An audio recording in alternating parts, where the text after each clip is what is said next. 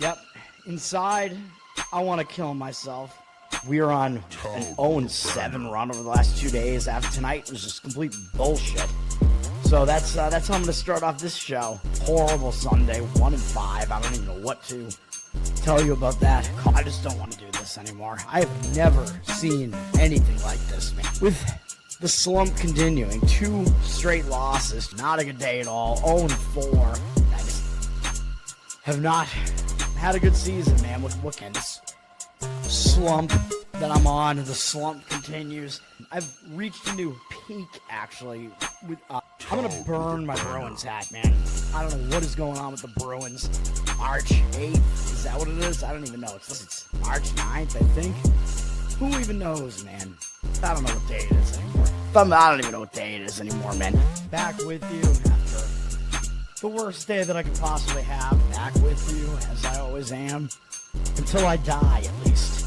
0-2 yesterday, and yesterday did not go well for me. 0-5. The worst month that I've ever had in my 18 years doing this. I don't know what to even tell you about this anymore. Broke the slump yesterday as the slump discontinues. The slump continues. Somebody fucking kill me, please. I don't even know what I should do at this point other than potentially end it all. What's up, everybody? It's Toad back with you. Better Off Dead. Tuesday, October 28th. A lot of stuff going on in the realm of sports today because today is as you can see in my title, today is the NHL Frozen Frenzy, which pretty much nobody talks about because the NHL doesn't get any accolades, but every NHL team is in action today. So that's basically what it is. It's like from, I think, 6 p.m. Eastern until the games end past midnight Eastern. There's hockey for that entire period of time. So if you like hockey, Jeffrey, what's up? Which Jeffrey does, then you're going to be into that. Jeffrey, I think, is going to like my hockey analysis today. Maybe I'm going to give out 2 plays.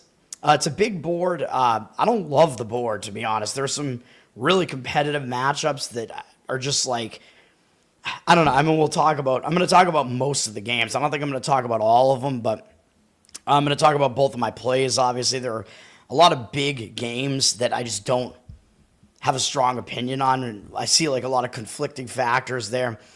There's some NBA today. There's college football back in action. I have 2 NBA plays, actually, even though I think there are only 5 games. I just can't help myself. I have one playing college football. One of the games I actually really like. And then there is World Series back in action. Yes, 6 p.m. Eastern is when the earliest hockey games start, which are some of the more East Coast games.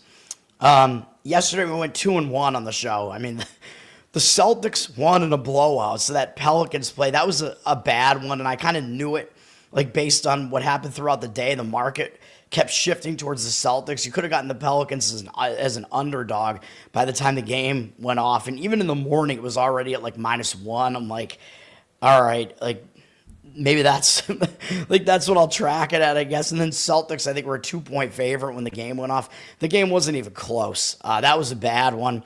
The other 2 were both winners. Utah, I think, made it way more difficult than it should have been. I mean, Utah right out of the gate, they were winning the game 19-2, and I'm like, all right, this is going to be an easy win. Utah's going to win in a blowout.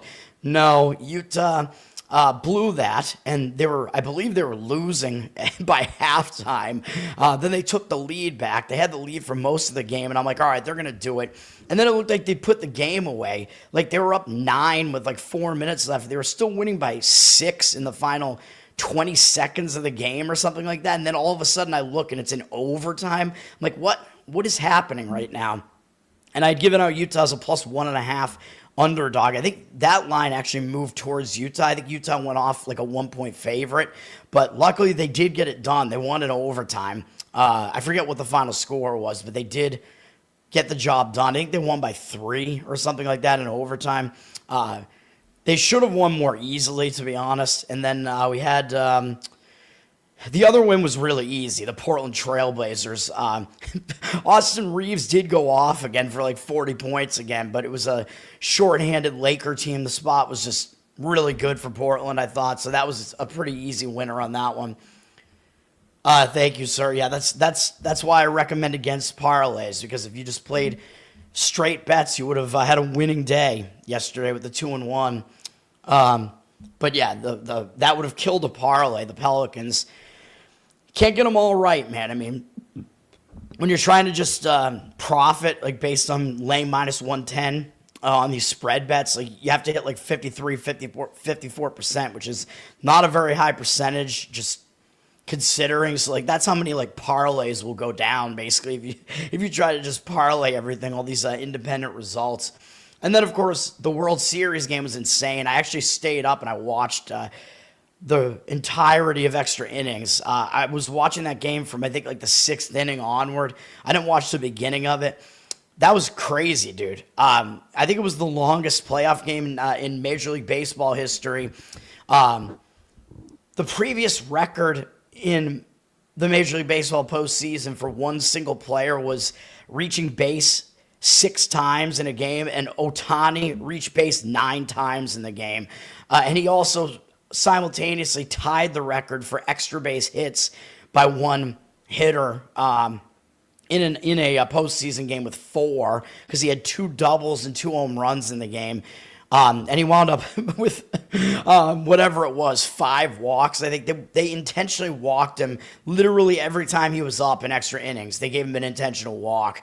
And the Dodgers still didn't score again until he never scored a run in the extra innings. They scored on an 18th inning walk-off home run by Freddie Freeman, which kind of it was like deja vu from last year. If you remember the World Series last year, Freddie Freeman had a walk-off home run to beat the Yankees in a game where I believe I gave out a losing play on the Yankees in that game, and the Yankees blew the game late, and Freeman walked it off with a home run off of, I think it was off of Nestor Cortez, and then the Yankees got rid of him. The lefty-on-lefty matchup there, I believe. That brings me back. We were watching that game at Top Lobster's house, by the way, when we were down there for Bro Grove 2 or whatever it was. A lot of memories, man. Memories. More Toad lore right there. I just remember, dude, I definitely remember the bets that I had while I was at Top's house. I remember a lot of them. That was all crazy, though. Yeah, I mean, there were probably other things to say about that 18-inning game, too. Like, we're going to talk about the bullpen scenario anyway, because we have to talk about the next game, which is tonight. These teams have to play again tonight. Will Klein, I think was his name, was the last man out of the bullpen for the Dodgers. He had a career like 5-something ERA. His career statistics were awful, although he's only been in the league since last year. I think he's like 25. He came out and he threw 4 scoreless innings and extra innings for the Dodgers. Just crazy. And there were chances for both teams to score as well in extra innings. Like Toronto, I think, might have had 2 men thrown out at the plate during extra innings, and then they definitely at least had 1. And then the Dodgers had 1 inning where they had a leadoff double, I'm pretty sure, and got the guy over to third base on a bunt or something with 1 out, and they didn't score him in one of those innings. It was all pretty nuts, man. But dude, this is why the Ghost Runner sucks. This is the baseball that you want, man. Like, that was probably the most watched baseball game in quite some time, because people get, like, they get glued to the TV, man, when it's fucking extra innings like that. Nobody can go to sleep. I was watching it, and I had no stake in that. Like, I didn't have any plays on the game. I don't really like either team, but I mean, I really don't like the Dodgers, but like, I was just like, I gotta watch this. I gotta see how this turns out. I don't want to like go to sleep and then wake up having missed it. I felt like I could have missed the ending. I don't know. It was drama. You had the win on the under in the Mavs. Hell yeah. Yeah, I mean, the Mavs, I think they're going to continue to improve defensively, but also their offense, basically with no point guard, is a problem. A position player pitching in the World Series, that's only going to happen if there's a blowout. They're not going to do that in a game, dude. In a 1-1 series where both teams need to win that game, they're not going to put a position player out there. Like, the next thing that was going to happen is the teams were going to put in one of their starters. Like, Yamamoto was warming up for the Dodgers. He was going to be the next one in. And Shane Bieber was warming up for Toronto, and he's pitching tonight. So those were the next guys that were going to come in. They were going to use their next starters. Even though Yamamoto threw a complete game in Game 2, the Dodgers had him warming up.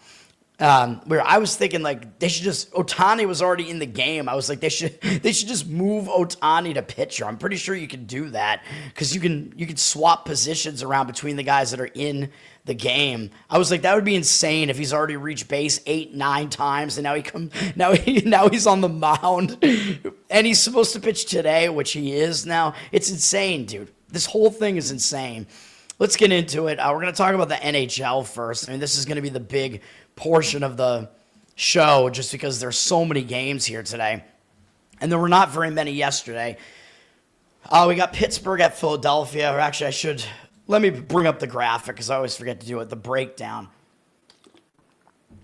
Pittsburgh, Philadelphia. I mean, this is a matchup where I don't really think either team is going to overlook the other necessarily because this is a big kind of rivalry in Pennsylvania. Pittsburgh, I mean, this line is telling you basically all you need to know, though, because Pittsburgh is out to a 7-2-1 record to start the season. Philadelphia is not as good as that, 4-3-1, although, by the way, they're 4-1-0 at home. So Philadelphia's been a lot better at home.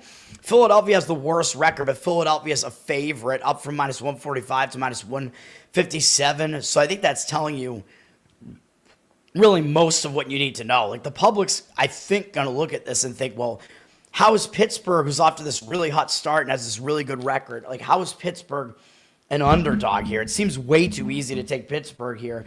Of course, part of the reason why the line is a little bit higher than it would be otherwise on Philadelphia is that Pittsburgh played yesterday, so Pittsburgh's in a back-to-back.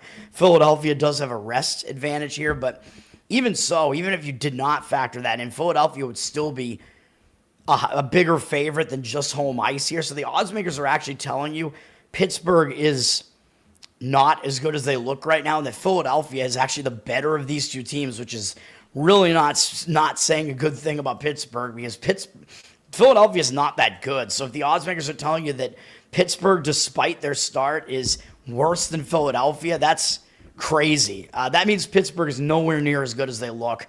I'm not going to give out a play on this. Something to keep in mind here, although obviously, if it wasn't obvious already, I do lean to Philadelphia in this game, but they're up from -145 to -157 on the money line, so the number's getting a little bit away from you.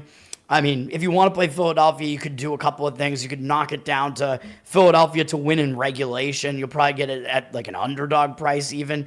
Maybe if you do that, that makes sense. Or do the thing that I do sometimes where you make your own -1 puck line, and then if they win by 1, it'll be a push at least.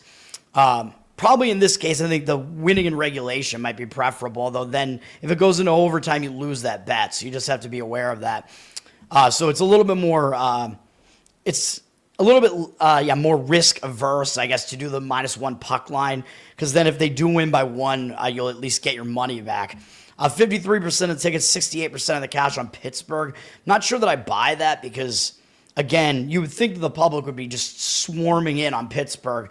And people just saw Pittsburgh smash St. Louis yesterday, 6-3. So this Pittsburgh team looks really good right now. But again, I would say, yeah, I would not want to do that. They're on the back-to-back. Philadelphia hasn't played since Saturday. They had a win over the Islanders. It's not going to be something that they're going to be like in letdown mode. You know they're going to show up for this Pittsburgh game, especially at home with multiple days off. So, yeah, Philadelphia should be the right side in this one. You know you're going to get Philly's starting goalie, too, although not that it really matters because their goalies all pretty much suck. Where are they at? There it is. It's going to be Vladar. Well, Vladar doesn't suck that much, I guess. He was on Calgary. Sorry, Jeffrey. Silovs is going to be in net probably for Pittsburgh. They've been alternating between him and Jarry. It doesn't really matter, though. Anyway, yeah, I think Philadelphia is the right side in that game if I were to play it, which I won't. All right. Vegas and Carolina is a big game. Carolina, I had a couple of different thoughts just right away, and they're conflicting thoughts, and I'm like, I can't do anything with this game because Carolina just lost at Vegas 4-1 on Monday, and that was their first loss of the season. So it's like, well, that's going to motivate Carolina here. That's going to put them in a revenge spot. And early in the NHL season, that's a good look, as I pointed out not too long ago. Then when a team has lost to a team, and actually it works well with the home and home scenario too, even though I kind of like the road revenge angle better because a lot of times you get that team as an underdog or whatever, but I know that it's a pretty high percentage play in the NHL when a team lost on the road and then they play that team again at home. That team that's in revenge at home does well as well early in the season. The problem I have with Carolina is they've been on the road for 2 weeks. They've been away since October 14th. They started a road trip. They went all the way to the Pacific Coast, and then they went to Texas after, or they went to Elevation to Colorado. Like I said, they lost that game or they won that game in a shootout. Excuse me. And then they're coming back home here now. So Colorado, wait a minute. No, Vegas. Yeah, what am I saying? I'm thinking of two different things at once here. My apologies. Colorado is going to be in a very similar spot today against New Jersey. But Carolina lost to Vegas. Then they won in a shootout at Colorado. Big win there. Went down to Dallas, lost that game by 1. They've had a couple of days off. That was on Saturday, but they're returning home from a long road trip, dude. And I always talk about how I either want to fade a team that's returning home from a long road trip like that, or I have to leave the game alone. And the main thing is that the team's going to be, kind of tired, but they're also going to be a little bit distracted because they have to get back to home life. Although in this case, I don't think they're going to be distracted necessarily because not only is Vegas a big opponent, but they lost to Vegas on the road trip, and that was one of their only 2 losses on the season. So I still think Carolina's going to show up in this game. They're not going to overlook Vegas. Probably not going to let those home distractions completely take hold here, but it is still a factor, and the fatigue is still a factor. So I don't think I can get there with Carolina. Vegas, they're already in the Southeast, and they've already lost they've lost both games they've played on the road trip so far, Florida and Tampa Bay. So the spot doesn't look that bad to me for Vegas. I think they're going to try to salvage the last game of the road trip here. It's a big game for both teams, even though, yes, it is revenge for Carolina. The money's coming in on Carolina. They've moved up from -133 to -144. Odds makers have them as the better team out of these two. 64% of the tickets, 96% of the cash. So I think there is legit money on the Carolina side here. I can't do it because it's the return home spot. Yes, it is a revenge spot. The travel spot is a lot better for Vegas, though. So I think that it cancels it all out. I mean, if you want to go with the money line, go with the market read on this, Carolina on the money line, I guess, is the side that the market is saying right now. I think situationally, though, Vegas has a slight advantage in that game, though. So it's very, very difficult. I don't even know if I want to necessarily give out an opinion on that one. Obviously, I do not have a strong opinion one way or the other in that game. Very difficult game to read. So I don't know, man. Vladar is the better goalie. Yeah.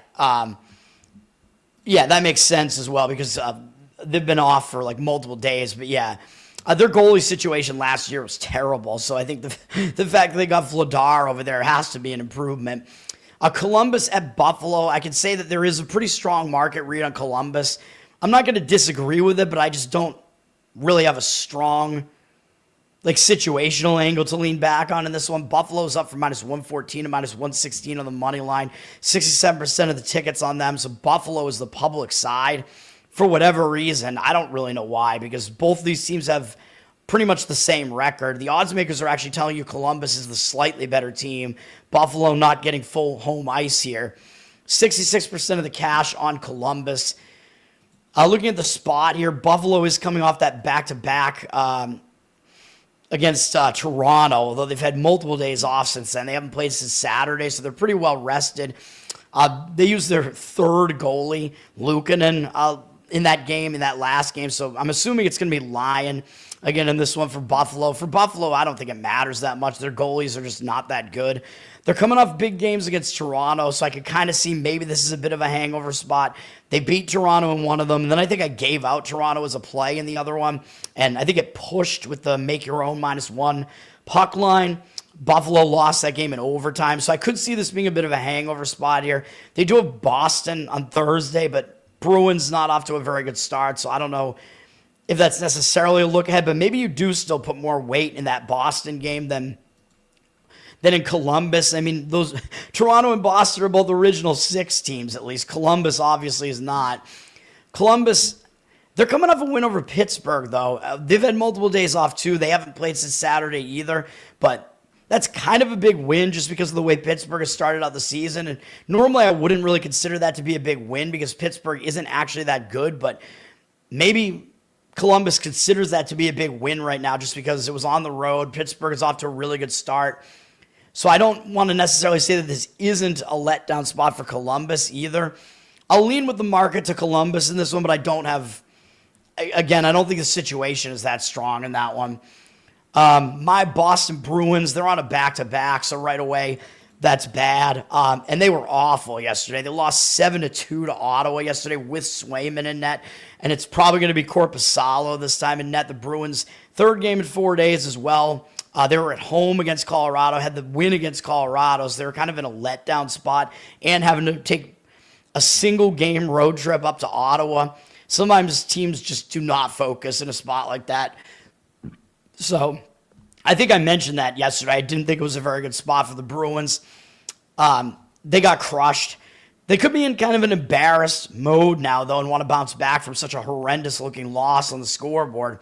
The game was actually closer statistically, believe it or not. The Bruins actually were the way more physical team. They had way more hits, although that does tend to be the case with the Bruins. 28-24 shot edge for the Bruins, but part of that's because they're way behind. They got dominated in the faceoffs, though. So, I mean, basically the Bruins did out-physical Ottawa, though, and it still didn't even matter. They're coming back home. The Islanders are going to be their opponent here. The Islanders are off to a better start than the Bruins, as they are above 500. The Islanders are the more rested team. They haven't played since Saturday. Although their loss on Saturday was a shootout loss to Philadelphia, so it's not really a game you're going to put a lot of weight into, but they did lose a 4-game win streak with that loss. So sometimes when a team loses a win streak, they will be hung over a little bit coming into the next game. I don't know if that's going to be the case here, though, because they have multiple days off. Will they overlook Boston because they have Carolina and Washington up after this? I don't know. I mean, those are obviously better opponents right now. Possibly a look ahead, but the Bruins with a backup goalie in here on a back-to-back, I really don't love that at all. Sorokin most likely will be in net for the Islanders, I would imagine, because they have rest, so they'll probably use their better goalie here. The Islanders did move up from -128 to -140 on the money line, but they're getting a lot of the public action, it looks like, at least for now, 94% of the tickets. Although, again, I point out that in the morning here, a lot of these reads will change throughout the day, because in the morning, I think most of the tickets that you see in the morning are not the recreational guys yet. Like, the recreational bettors aren't going to start betting until, like, the middle of the day. And in hockey, they just don't bet hockey that much anyway, although maybe on the Frozen Frenzy day, maybe you'll see a little bit more public action here. But you got to kind of figure out how much you want to weigh these percentages. Only 77% of the cash on the Islanders, though. So the market read right now looks like the Islanders are a public road favorite, and that some of the actual bigger money might actually be coming back in on the Bruins as a home underdog. I'm certainly not going to touch that on the back-to-back. I mean, this is why, like, the situational handicapping, I think, especially in these early morning hockey reads, it takes precedence over the market. I like both things to align, just ideally, but I'm going to go with my situational handicapping, man. I mean, it's what has worked for me, so that's what I do. And that kind of helps sort of like not overweigh like what you're seeing in the market. Like, you could do some pure market reads here, but it gets a little bit dangerous earlier in the day, although I do think that Columbus market read is going to remain that way because there's just such a like pros versus Joes divide, it looks like, right now in the market on that one. Will, what's up, man? Thanks for hanging out. I forget who it was. Somebody yesterday, I think, did say that Pasternak is really good right at the end of the stream. I don't remember if that was Jeffrey or it might have been Nate. I don't remember, but yes, Pasternak is really good. I have one of his jerseys. He dresses with flair, too. He wears, like, ridiculous suits all the time. Yeah, I mean, I love Pasternak, but the Bruins, I mean, he's an elite player, but the Bruins are just not a deep team. They're not a well-coached team. They're not a good team right now. I don't know what else I could say about that. They have a few really good players, but other than that, they're bad. Tampa at Nashville. I took a look at this one and I thought, well, Tampa, they're not in a good spot here. Tampa, they just beat Vegas in overtime on Sunday. That's a big win. Now they have this single game road trip to Nashville where it's like, are they really going to get focused for Nashville after beating Vegas like that? And then after this Thursday, they got to face Dallas. And then they have Utah, Colorado, Vegas again, Washington, even the Rangers, and then Florida. So, like, if they're going to overlook any of these teams here, it's going to be Nashville. And now I'm almost thinking I'm about to talk myself into a play on Nashville here. I don't know, man. Vasilevsky, let's see. Is he going to play for Tampa today? Do we know? We probably don't know yet. Let me see. He's listed as the projected starter, unconfirmed right now. We don't know. He probably will play because he played their last game and didn't play the previous game, so they'll probably use him again. But sometimes they switch him out after one game, it looks like, so far this year. They've been using him for either 2 games in a row or 1 game in a row. So I don't know. There is a bit of a drop-off between him and Johansson, though. But it looks like a sandwich spot. The only issue that I kind of have with Nashville here is they're coming off a couple of big games themselves. They're playing a 3rd game in 4 days, although it's a little bit easier because they're just staying at home. They're not traveling. But they did lose to Dallas in their last game. That's a big game. And they did not get blown out. They only lost 3-2. So it was a close game. It was tied, I believe, in the 3rd period of that game. They didn't use Saros, so they used a Noonan in net. So Saros, their better goalie, will be back in net in this one, which is better for Nashville that he's going to be back in net. I definitely lean to Nashville in this game. I think I got to stay off of it. You can get them at a pretty nice underdog price, though. It does look like a sandwich spot that Tampa's in. I just worry a little bit about maybe the little bit of a hangover for Nashville here.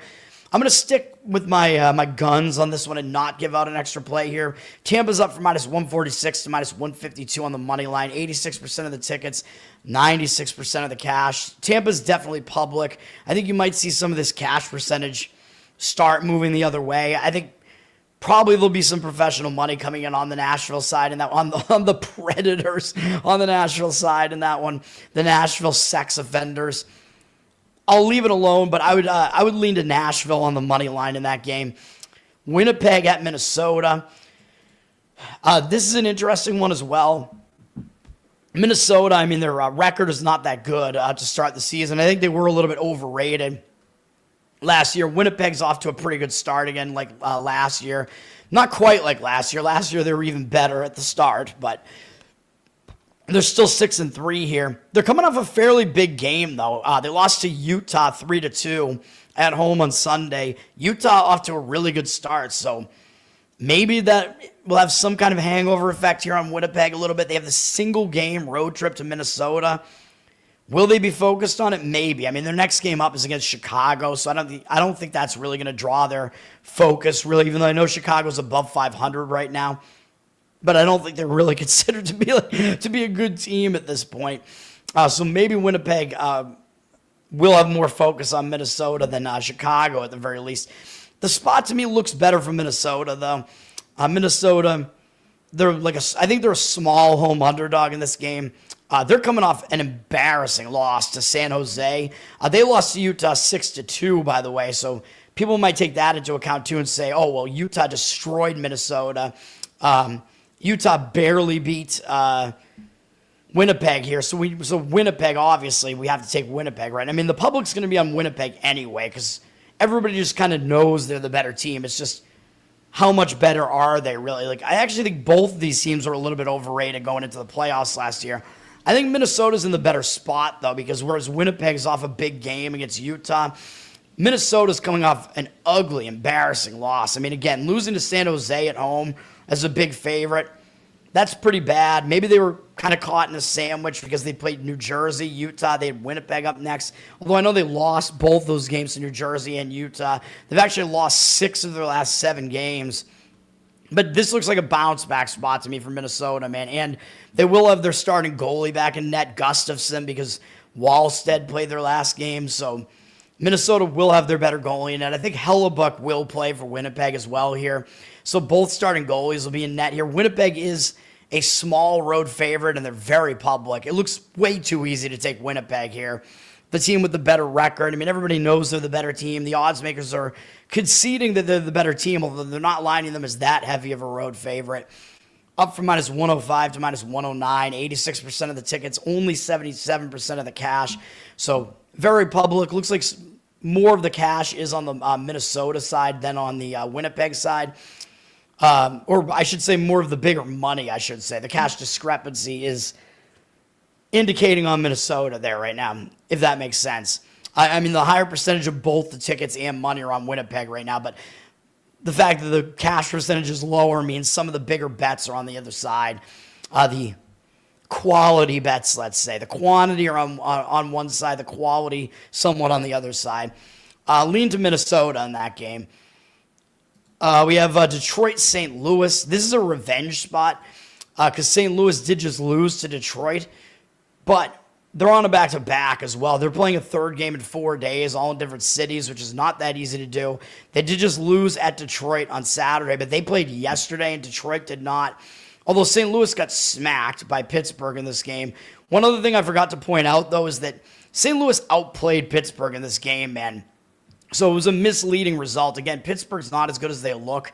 So that kind of also is another indicator to lean towards the Flyers today against Pittsburgh.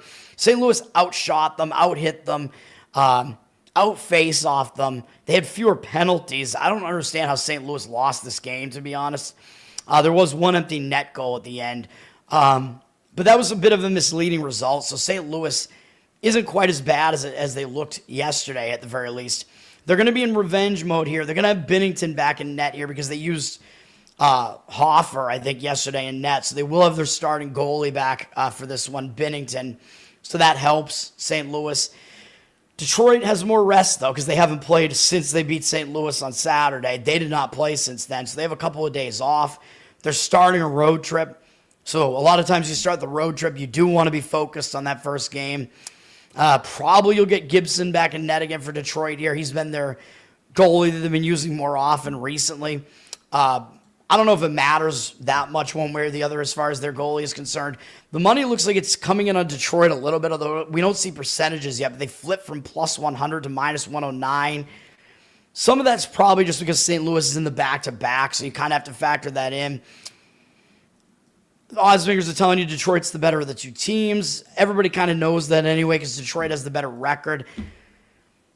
Even though St. Louis is on the back-to-back, because they're not as bad as they looked yesterday, they have their starting goalie back in net. It is revenge for them. I actually would kind of lean to St. Louis in this game, despite the back-to-back.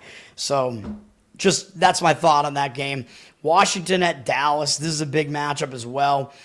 Dallas is better than their record probably looks right now, even though 5-3-1 is not exactly bad.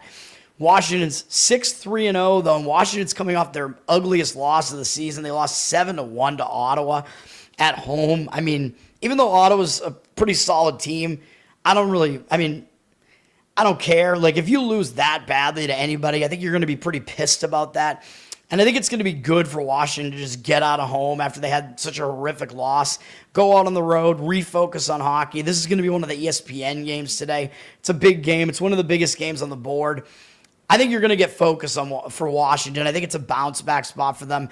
Thompson probably back in net for them. It doesn't matter, I don't think, a whole lot between him and Lindgren. I think they're both fairly decent. Thompson probably the slightly better goalie, so you will have that going for Washington as well.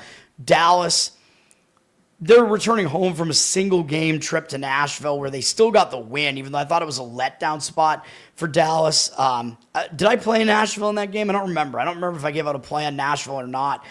But it was a bad spot for Dallas because they were coming off a win over Carolina. Looked like a sandwich spot, a single-game trip to Nashville, kind of like what Tampa's doing today. And then they had to come back home and play this Washington game next on Frozen Frenzy Day, so that was a bad spot for Dallas, and they had a backup goalie into. They had DeSmith in net in that one as well, so a lot of things were lining up against Dallas in that game, and they still won. Now they're coming back home. They'll have Ottinger back in net for this one. So to me, I don't think it's really that negative of a spot for either team. I think the spot's a little bit better for Washington because they're in such a bounce-back spot. Dallas is down from minus 135 to minus 134. As a money line favorite here, but they have 67% of the tickets, 84% of the cash right now. So the cash somewhat indicating on Dallas right now. I somewhat disagree. with that one. I think I would slightly lean to Washington in the bounce back. I don't think I could touch it, though. New Jersey at Colorado. New Jersey off to an 8-1 start. I think they have the best record in hockey. They just beat Colorado on Sunday in New Jersey in overtime. So this is going to be a quick revenge spot for Colorado. So that's definitely something to take into account. New Jersey, they're going to be starting a road trip here because it is Colorado. And their next game is only against San Jose. I don't think New Jersey is going to overlook Colorado. It was a close game the last time, although Colorado will have some adjustments to make probably. I believe you're going to get both starting goalies back in net for this one. It'll be Allen, most likely again for New Jersey. And Colorado will have Wedgwood back in net because I'm pretty sure he didn't play in the last game. Colorado has a lot of overtime losses this year, man. They played a lot of close games. 4 losses in a row for Colorado. They're not as bad as that makes them look. 3 of those were in overtime. One of them was they were to all good teams except Boston. And the Boston one, I think, was in a tough spot, kind of a sandwich spot. Their other losses were to Utah, Colorado, New Jersey. Not going to knock them for any of that. And the last 2 of those were with Minor in net instead of Wedgwood. So some of the things were a little bit against Colorado in those games. I think this is a better spot for Colorado. You're going to have Wedgwood back in net. It is a revenge spot for them. The problem that I have with it is they're returning home from a road trip, although it was not a long road trip. It was only a 2-game road trip, so they were at home on Thursday, so they only went on this quick road trip to Boston and New Jersey, but it still took them east. It is still technically a road trip return when maybe they got stuff to do back at home, but I don't think they're going to overlook the team that literally just beat them. Although they do have Vegas up next to it. It's not for a few days. They have to go back out on the road, actually, although sometimes when you have a single game back home, it does kind of exacerbate the return home spot because you only have like a little bit of time to get something done there. But I think I'm going to still lean to Colorado in this one. The money is indicating on that side. They're up from minus 135 to minus 155. 76% of the tickets, 91% of the cash on them. I just don't think I could do it. I mean, New Jersey still kind of in a positive spot with the start of the road trip. Colorado still returning home from a road trip technically. Can't quite get there with it. I will lean to Colorado slightly. Maybe you could take them to win the game in regulation because like pretty much all their wins at least happen in regulation. Every time they go into overtime, they lose, though, pretty much. Jeffrey, you like Colorado? Yeah, I mean, I'll agree, but very, what's the word I'm looking for? Tentative, not tentative, tepid maybe. I'm in tepid agreement with that one. All right, what else? So much hockey today, man. Utah and Edmonton has turned out to be a pretty big game here, man. And wait a minute, what the fuck? Did I talk about one of my plays already? No, I didn't. I'm going to get back to it. I was going to say, did I forget what one of my plays was? No, I haven't done it yet. Edmonton, they're returning home from a road trip, but they only went to Seattle and Vancouver. They were back at home on Thursday, so a short trip, but this trip is definitely shorter because they basically stayed in the Pacific Northwest, so not really that much of a travel spot here. They did just lose both of those games, but Edmonton was the superior team in both of those matchups, so they basically got upset in both of those games, I think. So they're returning home from that. Maybe they'll have a little bit more focus here. It is still a third game in 4 days, though, in different cities, which makes it a little bit difficult. It will be Skinner back in net for this one, I'm assuming, because Pickard played in the last game. So Edmonton's top string goalie will be back in net in this one, even though I don't think he's that good. Utah's just on a huge run right now. I mean, they've won 7 games in a row. They're off to a really good start. They just beat Winnipeg. They're on the 4th game of a 4-game road trip. They've already won the first 3 games of the road trip. They're in a tough spot because they're actually playing a 4th game in 6 days, all in different cities, and actually a 5th game in 8 days, all in different cities. So I think at some point there's going to be some fatigue setting in for Utah here. And people are going to look at these records and say, oh my God, the 8-2 Utah Mammoth are an underdog against 4-4-2 Edmonton. Yeah, but both of Utah's losses have come on the road. Edmonton has no regulation losses at home. They played most of their games on the road so far. Edmonton has.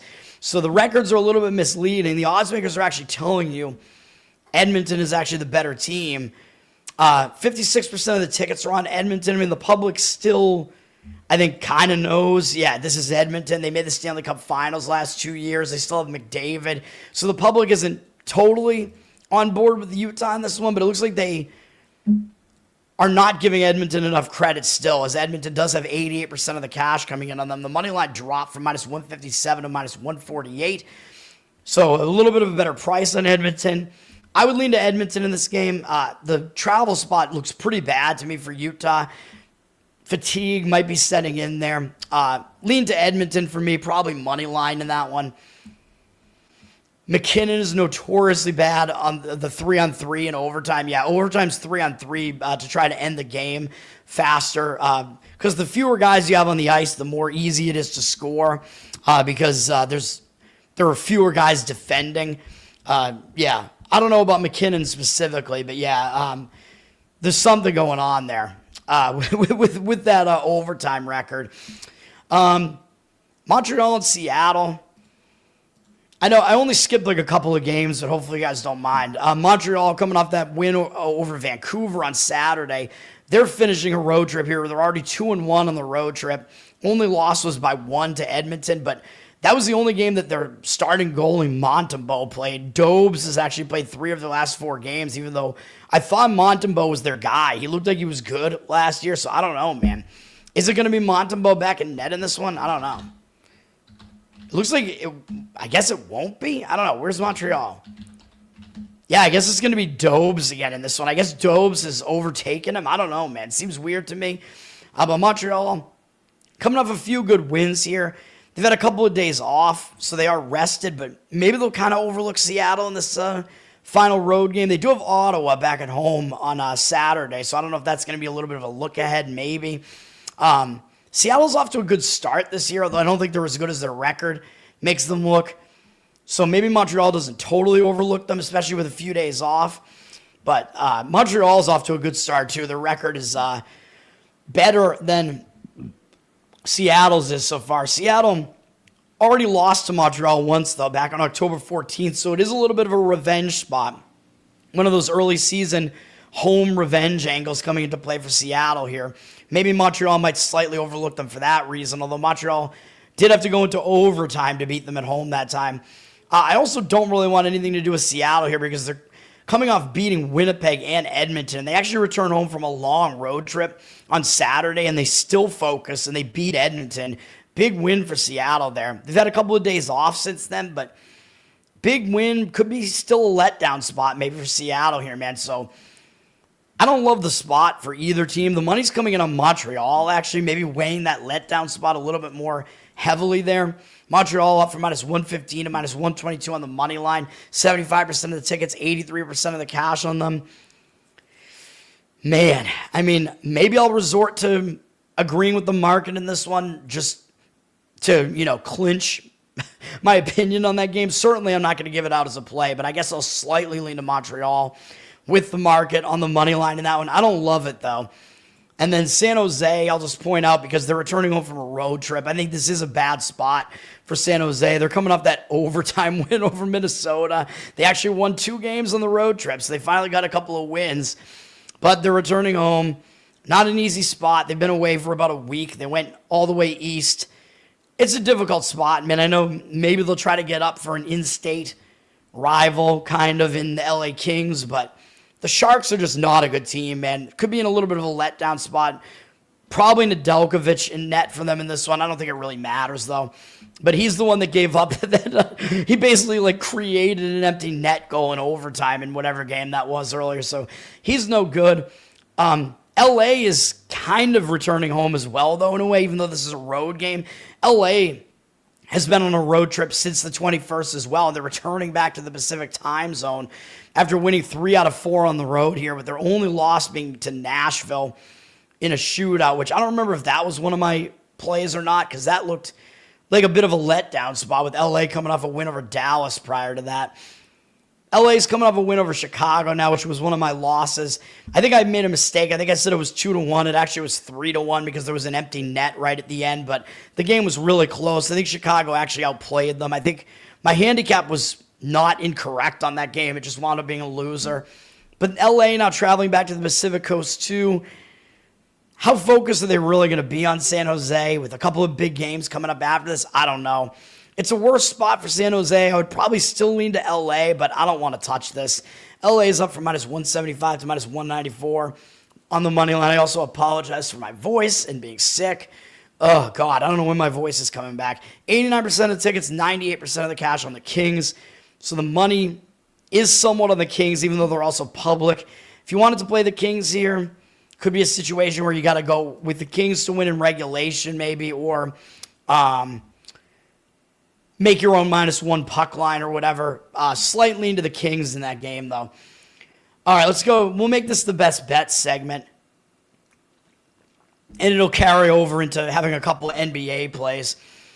All right, first one up. Jeffrey's going to be a fan of this one here.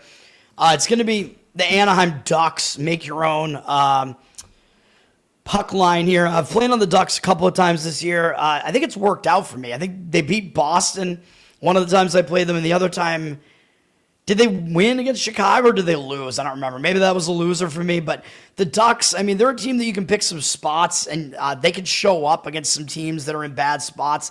I think this is going to be one of them. Right now, you can take the +1.5 puck line at -152, and the money line at +170. If you want to really go crazy and just go money line, you could do that too, just to pay a little to win a lot if you want to go that way. I don't think that's a bad move, but I'm going to go a little bit more risk averse here. You don't have to put that, or yeah, I guess risk averse, because if they lose by one, my bet is going to be a push, so there is that. This is against Florida, by the way, which is why Jeffrey is going to like this one. The spot sets up for it, man. But I don't know. I was trying to finish my thought. I don't even remember what my thought was going to be on this. But, yeah, I mean, to do what I'm doing here with the split bet here, I was going to show you the run line calculator that I usually bring up here. Yeah, like you're risking actually a little bit less in total than you would on a -110, because the de facto line on the +1 puck line here becomes +104. So you're actually risking a little bit less on this one still. So I like it. That's the way that I would split it up. So you wind up putting a little bit more on the puck line in this case. Almost about a 2-to-1 split, but not quite. But yeah, that's getting real technical as far as where to split the money. But Florida, I think they're in a bad spot. I think this is a pretty classic sandwich spot. I know they've had 2 days off, so they'll probably have Bobrovsky in net again in this one. Maybe not, though. I don't know. They do have a couple of days off after this, so probably Bobrovsky will just keep playing. But it's possible maybe they give him a rest here and bring Tarasov in. I don't think it matters as far as the handicap is concerned. Yes, Bobrovsky is better, but I think this is just a bad spot for Florida. They just beat Vegas in a shutout, and I had Florida. That was one of my plays that I gave out on the show. I thought Vegas was in a bad spot in that one. Florida was able to get the win. Vegas had a win streak ended with that loss as well. That was a big win for Florida, and they haven't played since then. They've just been sitting around, probably maybe getting a little bit cocky about that win. Now they get the Anaheim Ducks coming in, and after this, they got to play Dallas, which Dallas is going to draw your attention, man. Even though they're off to a little bit of a worse start than maybe people expected, they're still a good team. They're an above 500 team. They're still one of the top teams in the NHL, so I think that's a bigger game. I think Florida might just overlook this game against Anaheim here. Anaheim, in my opinion, I think will show up for this, and Anaheim is already in Florida, and they've also had the same amount of rest. They've had a few days off, which is pretty helpful for them because they've already played 4 games on this road trip. So they're finishing the road trip. This is actually going to be the rubber match of their road trip because they're 2-2 on the road trip. So I think sometimes that is an extra motivator. You want to finish the road trip with a winning record on the road trip. They did just lose to Tampa Bay, but they're not going to overlook the returning champs, man. The 2-time returning champ Florida Panthers. Not going to overlook them, and the fact that they had multiple days off, I think, will help cut into that fatigue that might have been setting in on the road trip, so they get extra days to rest here. They'll have Dostal back in net here as their goalie here. I think they're going to show up for it.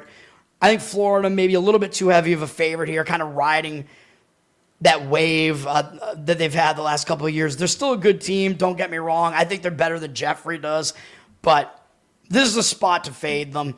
They're down from minus 190 to minus 177 on the money line, so they're fairly heavy favorite. 98% of the tickets, only 92% of the cash. Florida looking like a very public side here today, and a little bit less of the money on them with reverse line movement against them, so we'll do that one. Anaheim, make your own +1 puck line on that one. Jeffrey, you're going to join me on that one, I assume. Quenneville as the Ducks playing hard. Yeah, I forgot where he even was. Joel Quenneville, I think is his name. Wasn't he, I don't know, was he the one who was the coach of Chicago when there were all those allegations coming out about him, like, bullying players or whatever? Was that him? I don't know. Maybe that's badass, though. Maybe you got to whip your guys into shape, man. I don't know. Adrian Peterson, another DUI? He got one, like, within the last few weeks, I think. Is this another one on top of that, or did you just not see that news yet? I don't know. Speaking of beating young men, or in this case, children, Adrian Peterson, of course, known for doing that as well, kind of like Tyreek Hill. A lot of these NFL players doing that. By the way, and this was in a work fantasy football league too.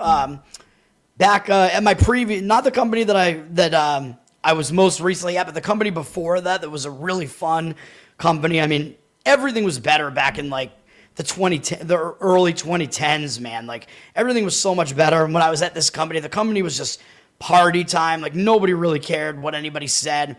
Politics weren't like influencing anything at that point. Everybody was just having fun, drinking, having fun in the office. A lot of, like HR violating comments flying all over the place in that office. Didn't matter.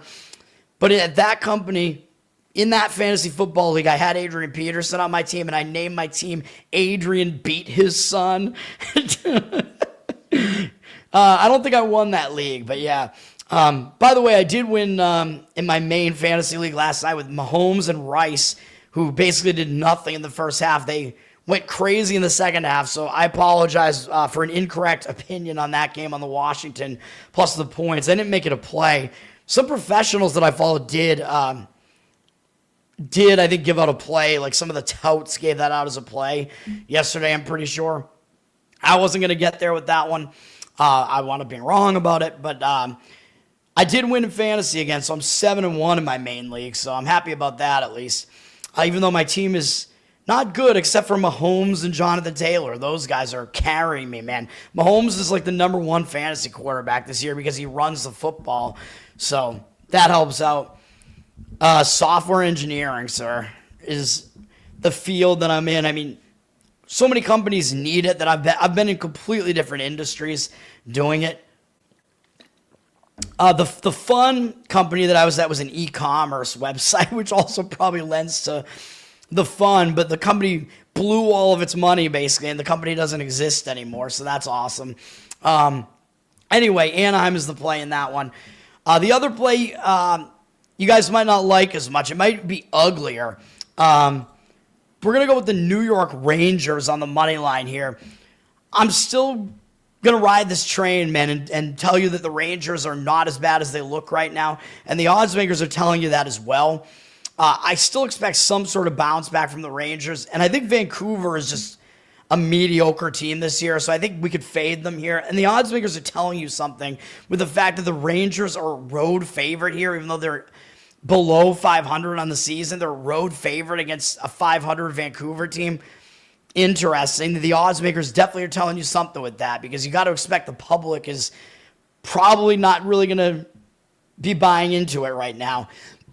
Rangers have also been a little bit better on the road, actually. So just all their wins have come on the road. So interestingly enough, the Rangers, I mean, I've talked about it on the show. The Rangers' offense has been horrible at home for whatever reason. I think their first 3 games at home, they didn't even score. So yeah, I'm more willing to take the Rangers on the road here, man. You get them at a better price, and they've actually been a better road team. 3-1-1 on the road, all 3 of their wins. I say we do it. I think Vancouver's in a letdown spot because they just beat Edmonton. That's a big win, man. I mean, those teams are division foes, whatever. It's a huge win over Edmonton, who's been the team in the Western Conference the last couple of years. Overtime game as well. They're playing a third game in 4 days, although I know it's not as bad when they're playing at home. All 3 of those games, whatever. But I think they might overlook an Eastern Conference team that's below 500 here, man, with St. Louis, Minnesota up next. Those are conference matchups coming up next year. I think it's a bad spot. At the very least, it's a letdown spot for Vancouver. They've been alternating Demko and Lankinen, so if that continues, they'll actually use Lankinen again in this one, who I think is a little bit of a downgrade. The site that I look at said that it was going to be Demko again, but it was not confirmed, so I don't know. I don't care either way. I still like the spot for the Rangers here. I am pretty sure that the Rangers will have Shesterkin in net again here, even though he's played 3 games in a row. I think they'll use him again. It's possible they don't because they do have Edmonton up next, but they tend to use Shesterkin most of their games. But even if they don't, I'm okay with Quick here. The Rangers have actually been okay in Quick's 2 games. One of them was a road win at Montreal, and the other was a 1-0 loss against Washington. So Quick was not bad in that game. So I'm fine if Quick is in net here too. He's a veteran. He's been good throughout his career. Rangers goaltending tandem is actually pretty solid. And the Rangers are on an embarrassing stretch of games right now, man. They lost to San Jose at home in overtime. They've actually lost 6 of their last 7 games, but at least their earlier losses were to good teams. They faced a difficult schedule so far, but they had some ugly losses, man. At home to Minnesota, somewhat ugly, but then San Jose, almost no excuse for that loss at home to San Jose. Then they got to get out of there, go on the road. Should have been a good spot for them against a bad Calgary team. And what did they do? They shit the bed again, and they lost 5-1 in this game. I don't even know how this happened. The Rangers out-hit Calgary 28-18, so they were the more physical team. They had the higher face-off percentage in the game. They had more shots, although part of that was because they were losing the game. It was a 3-1 game in the third period, and they gave up a shorthanded goal, and the game got away from them. But I still think the result in that game is a little bit misleading. It's really embarrassing when you lose to a Calgary team that I think hadn't won since their opening game. I think you're going to get more focus from the Rangers here, man. Something's got to give here. I like it. The odds makers are telling you basically what you need to know about this game. The Rangers, for some reason, are getting 81% of the tickets right now, though I think a lot of those tickets are professional tickets, to be honest, right now. I just don't think the public is really coming in heavily on this game in the morning like this. 94% of the cash on the Rangers. I think the actual money is on the Rangers. Up from -104 to -115 on the money line. I only saw it at best at -118 out there, but obviously get the best price that you can. Rangers money line will be the play in that one. So that is that one. Yeah, breaking a losing streak. I'm the streak buster, man. I've done it a couple of times this year in NHL already. Let's do it.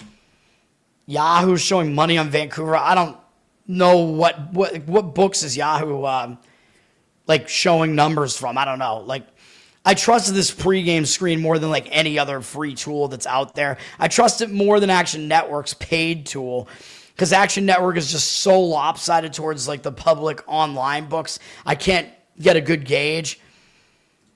MGM is an extremely square book, so I don't know. In Massachusetts, their number like lags behind all the other books too. Like, they're the easiest book to beat, which I guess maybe that means more professionals will actually bet at MGM. But yeah, I don't trust MGM's numbers at all. Like, that's like the fucking John Ewing, that guy, or whatever his name is on Twitter. He puts out all these like cash percentages, ticket percentages that don't line up with what I see at all. I'm like, what the fuck are you looking at, dude? I don't know. I don't trust that. A lot of these guys that work at these sports books, I don't trust them. They're not actually handicappers. So to me, a lot of times I think they just don't know what the fuck they're talking about, to be honest. Even though they should be on the in, like they can see like where the tickets are, but I think they don't have a gauge on like what do these tickets mean necessarily, which I try to do, like reading the market. I try to do that. I don't know, man. I'm not always going to be right either, but I mean, I think this screen here is telling me basically what I need to know on this one, and it's confirming my situational read on this game, really. So my situational read is telling me Rangers in this one, so I'm going to do what I keep doing here. It's not necessarily going to be a winner, but that's what I'm going to do. Let's go to the NBA here. I'm going to have 2 plays in the NBA. I I don't know if some of these other games might not even really be worth talking. Well, fine, I'll talk about all of them, whatever. Charlotte, Miami. We only have 5 NBA games here. Miami could be in a little bit of a letdown spot. That would be my very quick read on this game. They just beat the Knicks. They do have San Antonio up next, which may cause teams to look ahead at this point because Wemba is a star. Or a star in the making. I don't know. So Miami could be in a little bit of a sandwich spot playing Charlotte here, who has a winning record right now, but it's early. Charlotte, not that good of a team, but I do think they're better than people think they are right now. Charlotte is coming off an easy blowout win over Washington, finishing a road trip here. It is a third game in 4 days for them all on the road, though, so that makes it a little bit more difficult. I can't quite get there with this one, but I would lean to Charlotte plus the points in this one. I do think generally it is a letdown spot for Miami. Charlotte, though, whenever you blow a team out that badly, like they did to Washington, a lot of times I won't want to be on that team in the next game, even though I know beating Washington shouldn't have you feeling overconfident. But yeah, I mean, that's just my general opinion. I think the Heat letdown spot, I think, is the biggest factor in this one. The money's somewhat disagreeing with that. The Heat are up from 4.5 to 6 as a favorite at home here. 63% of the tickets, 68% of the cash on them. Yeah, I mean, you could see these numbers may change like throughout the day too. Like, I'm not going to put that much weight into that. The Heat, I think, are going to be the public side in that game at the very least. I'm not going to get there with it though. And you can tell what games I'm going to be on because I'm skipping them right now. Sacramento at Oklahoma City. Oklahoma City's 4-0 to start the season. I mean, they've picked up right where they left off, basically, although they did go into overtime into 2 games. They also played yesterday, so probably going to be a tired Oklahoma City team at this point. They're playing a third game in 4 days now, all in different cities, and they're returning home from a road trip. Where they were on the road trip since Thursday, although they didn't really travel that far or travel for that long a period of time, but it is still a return home spot. They don't have a big game up next, though. It's just against Washington, so, like, who cares? Beating Dallas yesterday, maybe a big game. It is still a back-to-back with travel. I mean, Dallas, they're going to be a pretty good team at some point once they get going, which may have already started to some degree because Dallas, I think, did cover the number, and that was only a 7-point final there. Sacramento, I mean, they're coming off kind of a tough game as well on Sunday, a game they were going to get up for against the Lakers. The Lakers were in the injured player theory spot in that game, first game without Luka. So is it possible Sacramento took them a bit lightly? Maybe. But still, it was a fairly close game against the Lakers, so sometimes that can kind of hang you over into the next game too. So I'm not going to get there with this one. The Thunder are actually taking some of the money right now. They're a 10.5-point favorite, 69% of the tickets, 82% of the cash on them. Looks like they're getting some of the cash. They're a very good home team going back through last year. Although, if you forced me to give out an opinion on this, I would actually slightly lean to taking the points with Sacramento here. I just think OKC might be a bit tired at this point and maybe just try to get in and get out of this game. But there's no way that I'm going to make that a play. So I'm staying away from that one. And then we have Clippers-Warriors. Interesting game here. 2 California teams here. Clippers, they got the win and non-cover on Sunday, so that was a loss for me on that one with the Clippers missing by 1 point. 1 point away from the push, at least, against Portland. I don't think they're going to be overconfident after that win over Portland, though. And especially because they didn't cover either. Out on the road now to face Golden State. I think you know you're going to get focus out of the Clippers here. Clippers not as good of a road team, though. Golden State, they're coming off a game where they scored over 130 points. They scored 131. They won yesterday, so they're on a back-to-back. So I think the spot does look worse for Golden State here. People might read into the like this transitive property thing somewhat and say, oh, well, Golden State got killed by Portland on the road, and which was one of my winners on the show, by the way. It was a bad spot for Golden State. They were coming off an overtime game against Denver with no time off, having to go to Portland for one game. So that was a good handicap by me in that one, I must say, with Portland. Portland's been a good one for us so far this year, too. I think they've won both games. I've given them out. But it was an explainable loss for Golden State in that one. But people might read into the fact that, oh, well, Golden State got crushed by Portland, and the Clippers beat Portland. So maybe that means the public's going to slightly want to actually grab the Clippers here for that reason, although that doesn't quite seem to be the case looking at the numbers here. I'm going to slightly lean to the Clippers in this one. I think the spot is worse for the Warriors because it is a back-to-back. Don't know if they're going to be resting anybody here. Al Horford might not play because he's listed as day-to-day. Clippers flip from a +1.5-point dog to a 2-point favorite. Don't know if that's all just actual money on the Clippers or if that's because of Warriors maybe resting some people, maybe because of the back-to-back. I think some of that is factoring into that a little bit. 78% of tickets, on the Warriors, 84% of the cash. I'm going to lean to the Clippers slightly in this one, fading the public as a road public favorite. I mean, the fact that they're a favorite is telling you something. The odds makers are telling you that in this spot, they actually think the Clippers are the better team, which is interesting. I mean, the Clippers do have a pretty good roster. I mean, I'm not a fan of James Harden, really, but he is good during the regular season at the very least. Sometimes he becomes a head case. I do think they have Bradley Beal as well now, right? So they have a pretty stacked lineup with the Clippers there. And Kawhi Leonard, I think, is there too, although he's old, but he's still going out there doing his thing. He's lost weight. I don't know if that's a good thing or not, but whatever. Lean to the Clippers in that one. You like Sacramento in that one. Yeah, I mean, it's a slight lean for me in that one. I'm trying to read all the comments here. Nate, you want Kaprizov and Pasternak to score today. I just never like those props like that because, like, the books never give you good enough odds on that. It's like the home run props in baseball. A specific player to score a goal or a specific player to score a touchdown or whatever. It's like you're going to get an underdog price on it. It looks tempting, but the odds you should be getting better odds than what the books give you just based on the likeliness of that actually happening. So I really don't love doing that personally. Although, I mean, for recreational, for fun, want to throw some money on it. Yeah, I mean, have some fun with it, man. I mean, I don't want to be Buzz Killington here. Bet Killington. Man, maybe that'll be my new name for the show. Bets Killington. I don't know. I gotta try to think of. I don't know, something. I don't know. But maybe I'm a buzzkill because I stick to the grind. I'm like, no, you got to only put money out there, like on a spot where you think you have an advantage, man. Like, you like alternative lines for the unders. Maybe, yeah. I mean, I think sometimes that can work out in your favor. Like you're talking about, you want to actually like get like a bigger underdog price on some side that you think is the likely side. You push it like a couple other points. I don't know. I don't like throwing value away necessarily. It depends what odds the odds maker is giving you on it, really. Which they probably don't give you good enough odds on the alternate lines, to be honest. But it depends. Is the money saying under on Golden State? Yes.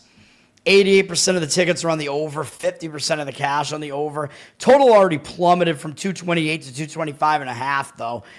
So missed out on some value there because these totals get hit like right away sometimes. So lost a couple points of value on that one. I don't really have a strong read on that one, to be honest. But yeah, it looks like the actual money is saying under. World Series will be a bloodbath in the Dodgers' favor. I'm going to talk about that in a second. I don't necessarily disagree with you on that. You like the Clippers, Nashville, and Washington, and the Dodgers on the run line. I'm not really going to disagree with any of those. So none of those are plays for me. But yeah, I don't disagree with any of them. You like the under, yeah, or unders. Yeah, you could go under. You could go under in different ways here. First half, under, avoid, free throws late in the game that might be competitive, whatever you want to do in this one. A certain team total under, maybe Warriors team total under. I'm worried about it, though, because didn't I say the Warriors played yesterday? Like, the Warriors are on a back-to-back, so that can kind of impact the defense. I'd be worried about that under, actually, just because fatigue can affect the defense. I think if you're going to play an under, I would probably be looking Golden State under their team total. Maybe it makes more sense in that one. Because maybe their offense will be a little bit tired as well. But I think the fatigue affects the defense more. Let's go to the plays here. This is going to take way too long. You guys are going to hate this first one, but we're going to go with the Washington Wizards +4 here. Looks like the line has already dropped from 5-4 on the Sixers, although I don't know if some of that is because of the injury situation here, where it looked like Paul George might be coming back in this game. I don't think he's going to now. Maybe you want to wait and see if you get a better number on the Sixers. This is the deal with the NBA, man. Like, I'll like a particular situation, but like some things can be in flux because a lot of times you don't know who the personnel is going to be. Like, Paul George is supposed to come back in this game. Embiid is going to come back in this game. He was being rested in the previous game, but Embiid, there's something wrong with him, man. His knee is fucked. So that's part of the reason why he was out in the last game. And the fact that he's coming back in this game makes it basically like a reverse injured player spot anyway, because the Sixers looked pretty good without him. Their non-Embiid players are playing better than Embiid anyway. Like, the games that Embiid was in, he wasn't their best player. So I think the fact that he's coming back might kind of jar their chemistry a little bit. So Embiid coming back, I'm fine with fading that. If George comes back, I think you'll get a little bit of a better line on this. So I'd be fine with fading that too. If you want to wait on this, maybe you'll get a better number. I see 78% of the tickets on the Sixers right now, 89% of the cash on them, which does look like the cash is kind of agreeing with the public in this one. I'm not going to agree with it. I don't know if the cash is going to remain in alignment with that, but the Sixers are off to a 3-0 start, and I don't think they're quite as good as they look. They probably should have lost that game against the Celtics, even though I gave that out as a play. Fuck you, Adblock. I think my handicap was not necessarily correct in that game against the Celtics. The Celtics had the lead most of the game, including late in that game, and they blew it. So that game may be a little bit misleading. Philadelphia barely got by Charlotte at home, and then they played yesterday, and they beat Orlando at home. Orlando, good team. That is a good win. But that's why I kind of think this might be a bit of a sandwich spot now. And it's a back-to-back with travel. I know it's only Philly to Washington. It's not a huge travel spot here, travel leg. But they do have to go on the road to face Washington, sandwiched in between Orlando, and they have Boston again next. And it's still the Celtics, man. So I think if you're going to overlook one of those three teams, it's going to be the Wizards. I mean, the Wizards are still one of the absolute worst teams in basketball. The Celtics are still at least a team that you get up to play. So, and they're probably not as bad as their record looks either. Yeah, Philly, I think they're better than people think they are based on how bad they were last year, but they were already starting to have, I think, some injury problems here. I think right now they're actually not as good as their 3-0 record looks. People are also going to look at this and say, well, Philly, they beat Charlotte by 4, and Charlotte absolutely annihilated Washington. So this is so easy, right? Which is why I think the public's just going to be all over Philly here. They're a 3-0 team against a 1-2 team, and there's that transitive property thing. And here, Washington's last game, they got annihilated at home by Charlotte. I think people are going to look at that and say, but Philly beat Charlotte, so obviously Philly's going to win this game by 20 points, whatever. Like, laying the 4 points here looks way too easy to do with Philadelphia. I'm not going to do it. Washington, I think they're going to be in a bounce-back spot. That was just an embarrassing loss, dude. You lose by 28 at home to the Charlotte Hornets. That's just horrendous. I know Washington, they're a bad team. Washington was actually favored in that game, so they're not considered to be that much worse than the Hornets. They got blown out of the game. Washington was winning the game into the third quarter, and then they just completely fell apart. If you look at what happened in this game, Washington was horrible shooting in this game. 45.1% from the field, not great, but 29.4% from 3. I think you're going to see some positive regression from Washington. That's kind of unsustainably bad. Yes, they got dominated on the boards. They lost the turnover battle. Those are bad things. The rebounds are really the most predictable stat. And yes, they're not a good rebounding team, but still, I don't know, man. I just think this is a spot for Washington to come and play with some effort this time. Put in a lot of effort where I think Philadelphia might actually smack in effort here and actually not have a ton of effort here. Digging into the Philly game against Orlando just quickly, this was not that much of a misleading result, although Philly dominated the turnover battle. They actually lost the rebound battle, although Embiid was out, but Embiid can't jump, so I don't know. Philly won the turnover battle 13-7. I mean, that was a really low amount of turnovers there for Philly. So even that might regress a little bit for Philly, especially on the road. And Philly shot really high from three-point percentage in that game, 42.4% from three. So I think there could be a little bit of a regression from that standpoint as well from Philly. So those are my thoughts on that. We'll take Washington plus the points in that one. You took Wizards first quarter plus 1.5, and you added the Rangers. Saab, what's up, man? Hell yeah. I forgot to call you up by name, man. Philly's starting slow after the win yesterday. Yeah, so I agree with that as well. I agree with that. I tend to not do halves. I just do full games. But, yeah. Poland, I'm assuming that you could do that. Yeah, I mean, he can answer that, I assume. But probably offshore, like stuff that's offshore to us, it's probably offshore to you, right? They're taxed that heavily? Interesting. Well, the way that it gets taxed in the United States, you can still win money on it because the taxes only get taken out of your profit right now. So you have to profit to get taxed on it right now in the U.S., which is fine. So that's why you can still make money on it now. But with the big, beautiful bill, that's actually going to change in 2026, which is really bad. I've talked about that on the show already. This is going to be a long fucking show, man. Although we only have 3 more games to talk about, or 4 actually, so that's fine. Oh no, 3. Yeah, you have you have the offline stuff. Gilbert Arenas, what about him? Gilbert Arenas is he's doing his thing, man. He's a father. I like Gilbert Arenas, man. I think he got pretty screwed over in that fiasco with him and Crittenton. Crittenton is way worse than Arenas, dude. Crittenton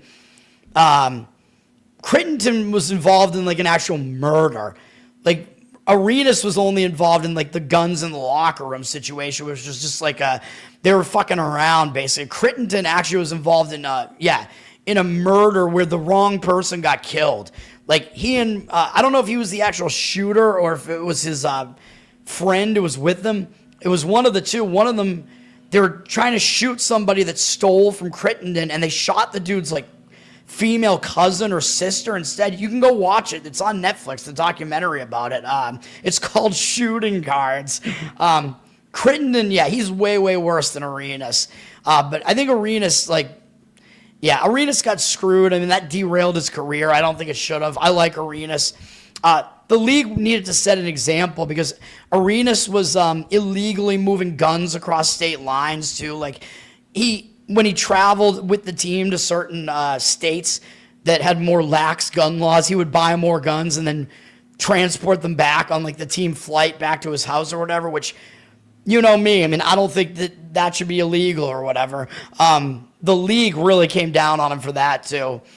So they had to go after Arenas for that. I think Crittenton got the more severe penalties though, and rightfully so. But Arenas got way over penalized, man. Arenas was the way better of the two players too.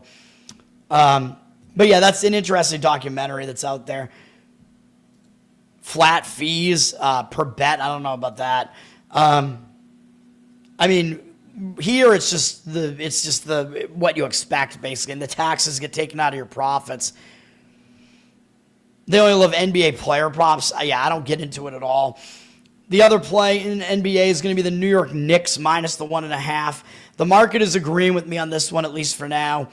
They're up from a 1-point favorite to a 2-point favorite. I think it's telling that the Knicks are a favorite on the road at Milwaukee. The books are telling you that the Knicks are not substantially, but are the better team here as they're a road favorite against the Bucks. There's not huge home court advantage in the NBA. It's probably about 1 to 2 points. It depends. In the playoffs, it's more, but this isn't playoffs. Playoffs, 54% of the tickets, 76% of the cash on the Knicks. So the cash is on the Knicks.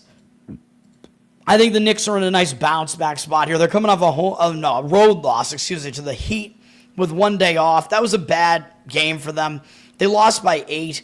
Knicks were a road favorite in this one. But if you look at what happened in this game, The Knicks had a horrific shooting game in this game, dude. They actually out-rebounded Miami, and they only shot 38.8% from the field and 27.8% from three.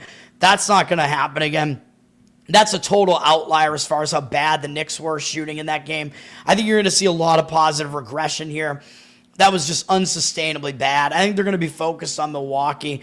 And I think Milwaukee's in a very bad spot because even though, yes, they're facing the Knicks, who are a good team, Milwaukee, they're returning home, and they just played a really tough game at Cleveland. And they actually should have lost this game way worse than they did. They were getting blown out in this game in the third quarter. They were down almost 20 points in the third quarter of this game. And they came all the way back and basically, I think they tied the game in the fourth quarter, and they were almost able to beat Cleveland, which would have been a huge win. 6.5-point upset is what it would have been. I think that's going to hang them over, man. And Milwaukee, really, part of the reason they could have won this game is because they outshot Cleveland. Milwaukee shot over 50% from the field. Cleveland only 44.8%. 39.4% from three for Milwaukee, and Cleveland only 30%. So a bit of an outlier situation there as well for Milwaukee. So Milwaukee actually overperformed in this game, and Cleveland actually underperformed in this game, and Cleveland still won the game, although Milwaukee covered. But yeah, Milwaukee actually played better than they probably should have. They got out-rebounded in the game, so that is telling as well that Cleveland was able to out-rebound them. So Milwaukee, not necessarily a good rebounding team. I think that's going to hang Milwaukee over a little bit. They're traveling back home. Both of these teams, I think, have one day off. This sets up a lot better for the Knicks. I like this play better than the Wizards one. I'm going to be on both, but I think this one is better. I kind of want to take the Wizards one off the board, but whatever. The Knicks will be the play there, and then we're going to finish it off with college football. But I'll talk about. I have a college football play actually. We'll talk about baseball though. Whoever said it, was it Saab or Nate? Whatever. One of you guys talked about this, or I think it was Saab. Talking about the Dodgers in this one. I'm going to agree with you that when you have an 18-inning grueling game like that last night, the loser of that game, I think it's going to be a hangover spot for them coming into the next game. Like we saw that with the famous Red Sox Yankees 2004 ALCS when the Red Sox won, multiple extra inning games like that. The momentum was just all on the Red Sox side after that. It's just really, really, when you put in that much effort just to fall short, it's a heartbreaking loss, whereas, and it could be backbreaking, whereas for the Dodgers, you feel really relieved. You're happy you got that win. I think it's just a much, much better setup for the Dodgers here. Both bullpens are completely erased coming into this game, so I actually think that might favor the Dodgers a little bit in this one, too. It's going to favor whichever team is going to have the starter get deeper into the game, though. So, yeah, I think that's still in question which one of these pitchers is going to get deeper into the game. I don't really know what these teams are going to do as far as the relief pitching situation here. Some of these bullpen pitchers are going to have to pitch twice. That's the only option. Dodgers have Kershaw. He only threw 8 pitches last night. He got one guy out. He came into the game and everybody went crazy. They played We Are Young for him because they know he's retiring now, even though he's not one of the oldest pitchers. He's younger than Scherzer, who I think pitched in the game last night. But yeah, Kershaw came in to face Lucas. He got an out on the lefty on lefty matchup there. So he'd be available today if they want him. I don't know how good of an idea that would be. LA, they're a better home team as well. Both of these teams are better at home, so that helps LA here. LA's offense is better at home as well. Toronto has the more patient offense. They're a really good offense too, but I think situationally this just sets up way better for LA. The starting pitching matchup, I have some reservations about it though. For the Dodgers side, Shane Bieber is pitching for the Jays. He was warming up and about to come into the game last night, but he did not. He had a good season overall, 3.57 ERA, 1.02 whip, especially considering he came back from Tommy John surgery, and he did not pitch that much this year, so he's not burned out. So he's at least pretty fresh, so that's good. The advanced analytics guys actually don't like Bieber that much this year, but I don't really see why, because the old school numbers that I look at, like his whip and his strikeout walk numbers, they all look good to me. So I don't know what the advanced analytics guys are really seeing. He wasn't quite as good on the road, though. 3.93 road ERA. Hasn't gone deep into 2 of his 3 playoff outings, though, so that's a little bit of a concern. He's been mediocre in the playoffs against the Yankees and Seattle. 4.38 ERA, 15-3 strikeout walk ratio is definitely good. The ERA is a little bit high, but the fact that he hasn't gone past 3 2/3 innings in 2 of his 3 outings is a bit of a concern. Although he's not burned out. They haven't used him for more than 88 pitches in any of his starts, so they're keeping his pitch count down to keep him from getting wrecked. So that actually is helpful. And against the Dodgers, historically, he has actually been good.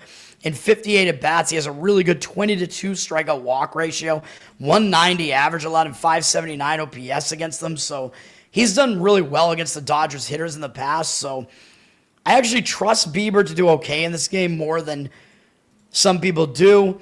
You don't trust Ohtani. Glasnow was overrated last night. It's a different scenario because Ohtani had a massive, massive game last night. Ohtani played last night as a hitter and a first base. It was Freeman's the first baseman. Ohtani was DHing, right? But he's still bad at a whole shit ton of times. Although I guess maybe you could argue that he got a little bit more rest because they intentionally walked him 5 times. So in the extra innings, so he really didn't have to do anything effort-wise except for running the bases. But he did try to steal a base, and he got thrown out at one point in overtime, in extra innings, in overtime. In extra innings. But yeah, I mean, Ohtani at least didn't put in as much effort in the extra innings, but he still did play all the way late at night there.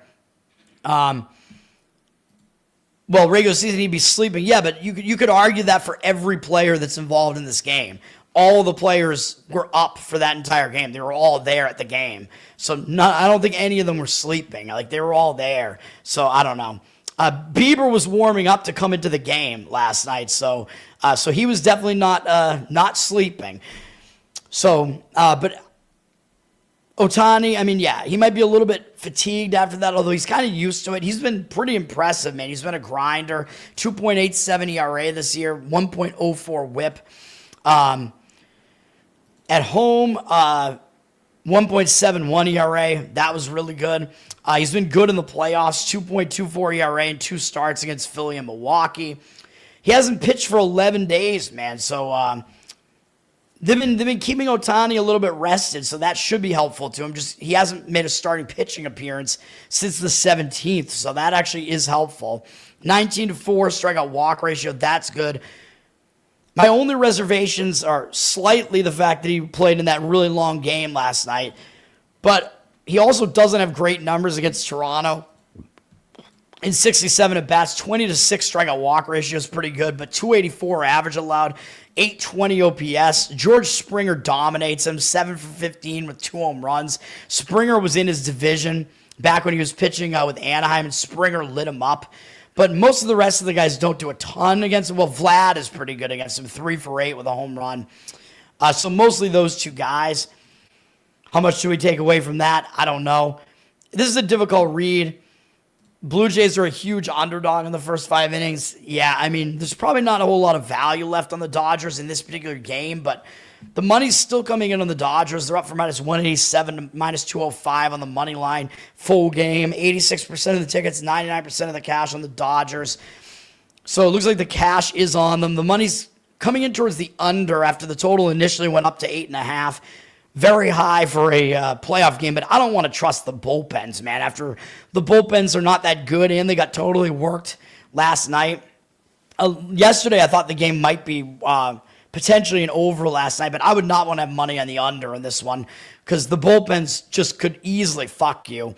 And there are some reservations about both starters here, too, so I would not want to deal with that. 62% of the tickets on the over, 52% of the cash on the under.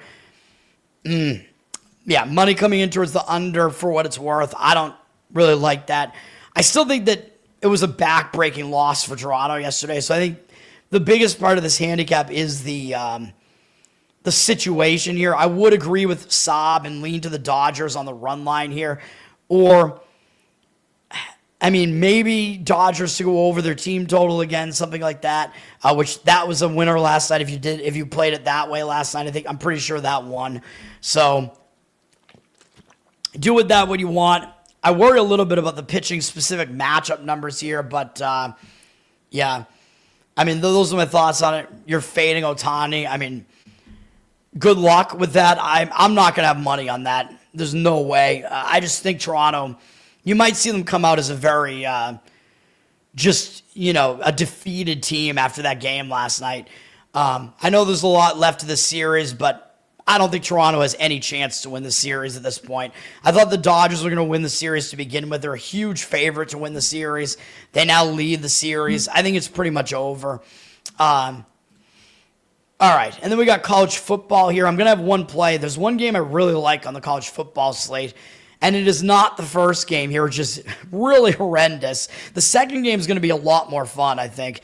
The first game is UTEP and Kennesaw State, which is also the game with the lower total, which went up to 51, but it looks like the money is not really agreeing with the over here. 74% of tickets on the over, only 65% of the cash on the over, so maybe the under somewhat worth a look in this game. I think both of these teams don't have very good offenses, UTEP and Kennesaw, so something to consider. Kennesaw is up from an 8.5-point favorite to a 10-point favorite.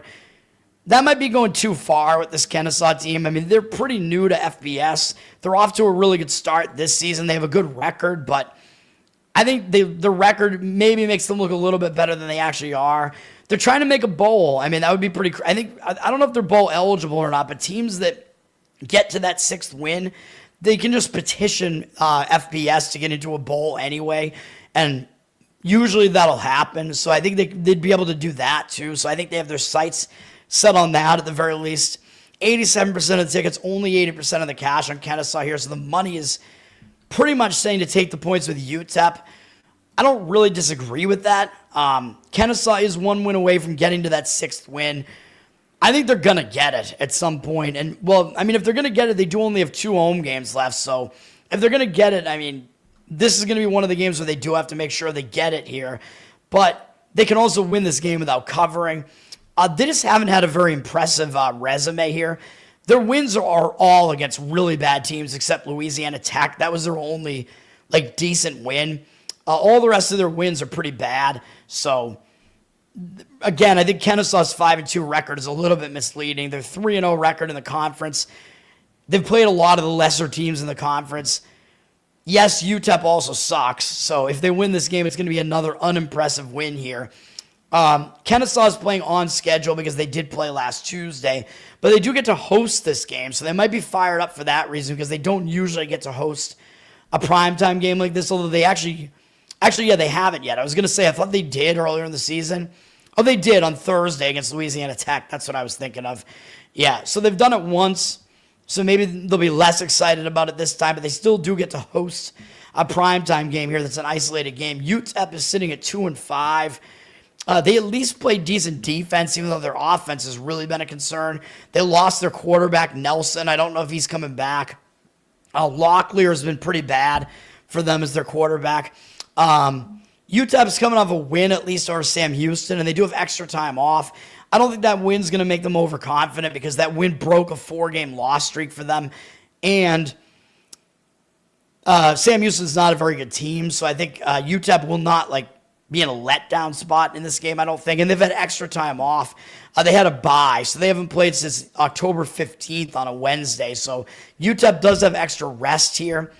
So I actually think it'll be helpful in this case because I don't really consider that win over Sam Houston to be going into the bye on a really good note where the bye is going to stop their momentum or anything like that. I don't really think that's the case. So I do agree with the market in that one, a slight lean to UTEP.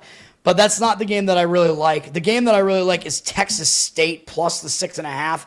And I would not take this now. I would wait because I think you might be able to get 7 on this. Hopefully we can get a 7 on this. And I'm going to score it as a 7 if I see a 7 today. Just watch the market here. I would still probably do it at 6.5 though. I think you're getting value on Texas State. I think they're really undervalued right now. 75% of the tickets, only 73% of the cash on James Madison. JMU getting a lot of the public action here because they've looked really good. And yes, they're definitely a good team, man. James Madison, they can run the fucking football. That's good, but it's not as good as a favorite unless they're going to be winning the game late in the game where, yeah, when you're winning the game, you can run the football more. It helps you put the game away, but Texas State, they can throw the football, and I think the back door is probably going to be open with a team like Texas State that can definitely score, even though James Madison, I think, does have the better defense in this matchup. I'm going to show you in a minute. I think the spot is actually really bad for JMU. Total in this game has dropped from 57 to 55.5. I do think James Madison is somewhat correlated to the under because Texas State, I think, wants to try to win in a shootout. That worries me a little bit, but we're still getting the home team as an underdog here. 77% of tickets, only 66% of the cash on the over, just for reference to keep that in mind. But the spot for James Madison, I think, is really, really bad. They're sitting at 6-1 in the Sun Belt. Yes, they have their sights. They're now bowl eligible, by the way, so that's a big deal for a team like James Madison, where I think they've only played in 2 bowls in program history, and they've won one already. But still, one of their goals is to get to a bowl. I think their actual goal is to win the Sun Belt, though, so they're not done yet. Yes, they can certainly get to the Sun Belt title game, but do you really think they're going to have full focus on a game against the last place team in the Sun Belt West when James Madison is the top team in the Sun Belt East? So this game doesn't matter as much because the way this works is whoever wins each half of the Sun Belt gets to the Sun Belt Championship. So it doesn't really matter necessarily what they do to Texas State, although, yes, it'll be a conference loss, so it matters a little bit, but they're battling against like Coastal Carolina. Coastal Carolina is not a threat. They're not a good team.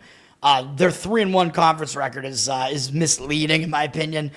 But the threats that James Madison has to deal with are Old Dominion, who is actually a good team. And who did James Madison just beat? Oh, yeah. They just beat Old Dominion. And not only did they beat them, but they absolutely destroyed them. And this is also a Virginia rivalry here between these two teams. So I think that makes this a letdown spot. It wasn't a misleading result, really. I mean, James Madison absolutely hammered them. They had over 300 more yards than Old Dominion did, although Old Dominion did make it even worse with 3 turnovers. So maybe you could argue the score should have been a little bit less of a blowout because of that. But I think James Madison, they're going to be in a very classic, plump and gay spot. Let's bring that back. They're going to be all plump and gay after that win now, man. Now they have to go out on the road where they've only been on the road 3 times this year. Their one loss was on the road, although it was to Louisville. I mean, you're not going to knock them for that. They had one good win on the road against Liberty. Liberty is way down this year, though. And their other win was a very unimpressive win on the road against Georgia State. And since then, they haven't played on the road again. So they're not quite as good on the road. And now they're on the road again. They're going to lose to Texas State. And up next, by the way, they got Marshall up next. And Marshall is really actually one of the biggest threats now in the Sun Belt East to them. I know Marshall didn't expect them to do anything this year because their whole team moved over to Southern Miss, but that's a big game up next against Marshall. And it's even bigger because I don't know if anybody remembers this, but last year, James Madison probably should have been the team to get to the Sun Belt Championship, and they lost to Marshall in double overtime in the last game of the regular season, and that kept James Madison out of the Sun Belt title game and put Marshall into it. So that was a huge loss. I know the Marshall guys are not here anymore. I was shocked by that, actually, because Marshall was just very, very much an overperforming team last year. James Madison was the favorite in that game. I thought they were going to win the game. They were actually winning the game for a lot of it. And winning again, I think, in the fourth quarter of the game. They lost in double overtime. So, James Madison's going to remember that. They're going to have this game circled for that reason, the game against Marshall. So I think they're going to look right past Texas State, man, to be honest. Even though Texas State has been pretty good in recent years, they don't look good right now record-wise. They haven't even won in the Sun Belt yet, but I think that's going to be extra motivation for Texas State. Both of these teams have the same amount of time off. James Madison hasn't played since Saturday the 18th because they're shifting to this Tuesday format now. I think that's going to hurt their momentum, actually, because they've won 5 games in a row. When you have 5 wins in a row, you're coming off a big win like that, you don't want to stop playing either, man. So I think that might be a little bit of a momentum stopper for James Madison, having a little bit of extra time off there, the long week. Whereas Texas State has the opposite going on for them. Texas State's lost 2 games in a row. They have the same amount of rest. I think that rest might help them get ready for this game. It's an ESPN2 game. Texas State's fairly new to FBS as well, man. So they're going to be pumped for this. This is their first midweek game of the season, man, and they get to host it on ESPN2. So I think Texas State, they're going to be up for it. They got to play in one of these games last year, I think, against Arizona State, and they played well. But I think they're going to be pumped for this one too, man, and they're still looking for their first conference win, and they're nowhere near as bad as they look. Texas State is actually not that bad of a team. Yes, JMU is the better team, but I don't think they're so much better that they actually should be laying basically a touchdown on the road here. I think Texas State, they're kind of at the bottom of the market right now. Remember, I think you're getting a lot of value on them. They're not that bad. They played okay at Arizona State earlier this year. They crushed UTSA, who's not a bad team. Since then, I know they've been bad. They've lost 3 games in a row, all as favorites. But you look at what happened in these games. They won the yardage battle in every single one of these games. They lost to Arkansas State as a 14.5-point favorite. And if you look at what happened in this game, they outgained Arkansas State by well over 100 yards in the game. I actually have no clue how they lost this game, to be honest. They lost the game by 1. No idea how. They had way more yardage. Doesn't make sense. Then they were a favorite at home against Troy by over a touchdown, and they lost this game in overtime. Probably should have won this game as well. In this game, Texas State outgained Troy by over 100 yards. They got heavily penalized, and I think that was part of the reason why they lost this game. Probably should have won it. Lost it in overtime. Then I thought they were going to be in a bounce-back spot against Troy, and they actually lost again to Troy. Or no, that was Troy, against Marshall. I thought they were going to be in a bounce-back against Marshall. They lost to that Marshall team in double overtime. Texas State was a favorite in this game, too, a road favorite, even though they have the worst record against Marshall. Odds makers were telling you that Texas State was actually the better team here, and they lost this game in double overtime.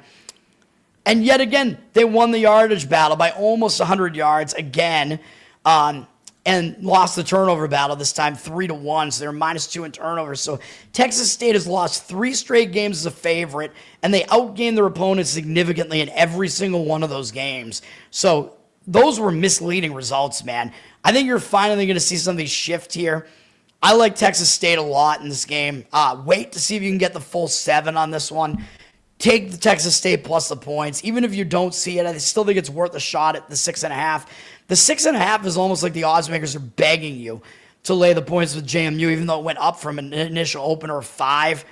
It just looks way too easy to lay under a touchdown with the team that is kind of the hype right now, that just looks like they look like they're the way better team. They're definitely the better team, but Texas State is definitely under the radar right now and better than their record looks. And it's a horrible spot for James Madison. So take the points with Texas State in that one. Plump and Gay. Karl Anthony Towns is also that. That's true. Yes. It's really called Fat and Sassy, which is the Marco D'Angelo-ism from Wager Talk. That's going to do it, man. Very long because it's the Frozen Frenzy today. Let's get some wins today. The plays one more time.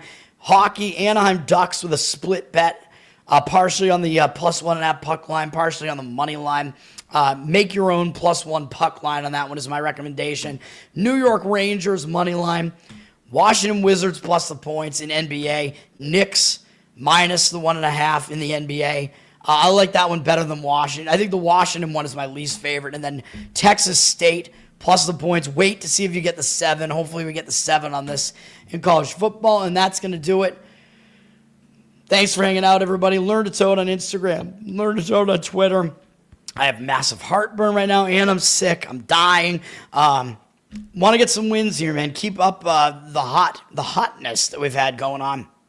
We've been on fire, dude. I want to keep it going. We've had very few losing days over the last month, basically. It's only a handful. I think maybe 4 at most. Let's keep it going. Yeah. Covered in Uke is my Uke channel on YouTube, but of course, like and subscribe here. Better Off Dead. We're also on audio. I want to change the name still. What was the name I gave out? I already forget. I'll have to go back and listen to this and try to find it. I forget what name I suggested here. Man, it's gonna bug me now. Anyway, yeah, Better Off Dead. Give me a good review on iTunes or Apple, Spotify. That helps me out too. Like, subscribe, comment here. Tell people about it. That all helps on YouTube here. Patreon.com/LearnToToad, and you get bonus content. There's an audio feed that I don't keep up to date well enough, and prioritize requests, but I'm not doing any Ute covers right now because I don't have any voice, so we'll see. That's going to do it. Hell yeah, man. Thanks for hanging out again. I appreciate it, even though I'm a stubborn dick, man. So I get really stubborn about my disagreements. Load up on Toad. I was thinking of, I told you I was thinking about maybe Toad the Line.